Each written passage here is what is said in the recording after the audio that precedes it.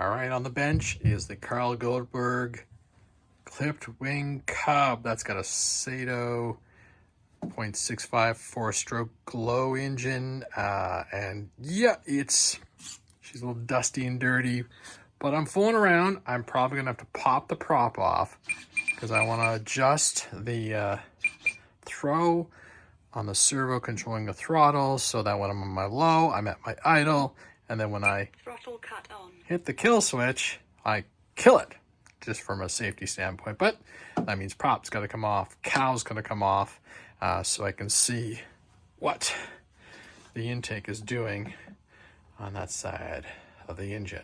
But there she is. Not much to this airplane. You know, you got all your basic servos and everything. It's like a 4-channel basically. Throttle, one on the aileron, elevator, rudder, and that's it. Threw a nice battery pack in there. Just got a nice Spektrum receiver. That's it. So this will probably be the first one I fly from a glow standpoint. But hey, I gotta try it eventually. Just gotta put the wing struts on.